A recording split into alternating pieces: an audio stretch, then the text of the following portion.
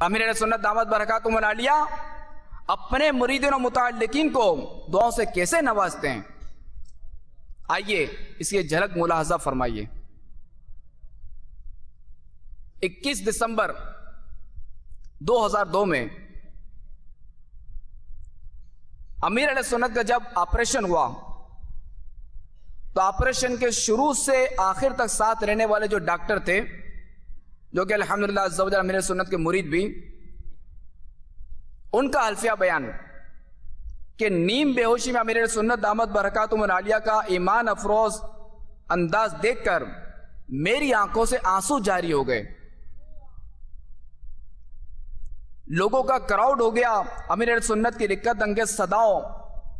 اور دعائیں سن کر کئی آنکھیں اشکبار تھیں۔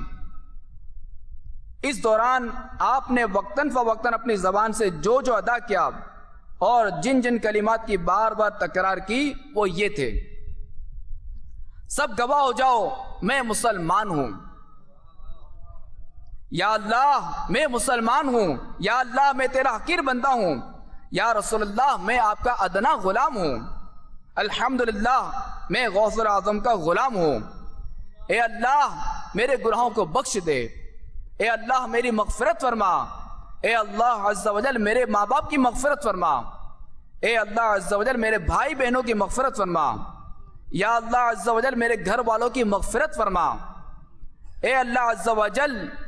میرے تمام مریدوں کی مغفرت فرما، اے اللہ عز و جل حاجی مشتاق کی مغفرت فرما، اے اللہ عز و جل تمام دعوت اسلامی والوں اور والیوں کی مغفرت فرما، اے اللہ عز و جل محبوب کی ساری امت کی مغفرت فرما۔ کبھی ان دعاؤں کی بار بار تکرار کرتے، کبھی ذکر و درود میں مشغول ہوتے، تو کبھی کلمہ طیبہ کا ورد کر کے اپنے ایمان پر سب کو گواہ بناتے، اور اسی طرح جو اسٹرکچر پر سوار اپنے روم کی طرف بڑھتے چلے گئے۔ جو باہر کا جو منظر تھا تو میں نے بھی دیکھا تھا اور سنا تھا، چونکہ میں بھی اس وقت موجود تھا، چونکہ یہ ڈاکٹرز کا جو بیان ہے وہ اندر کا ہے، اور باہر بھی یہی کلمات ہیں جو کہ میں نے خود بھی سنے ہیں۔ تو ہمیں اپنے رب عز و جل کا شکر ادا کرنا چاہیے کہ اس رب عز و جل نے ہمیں کیسی عظیم ہستی عطا فرمائی اور ہمیں کیسا دامن نصیب فرمایا۔ ہمیں کن کا دامن نصیب کیا کہ جو نیم بے ہوشی میں جن کا کلام یہ ہے۔ اللہ تبارک و تعالی سے دعا ہے کہ اللہ تعالی ہمیں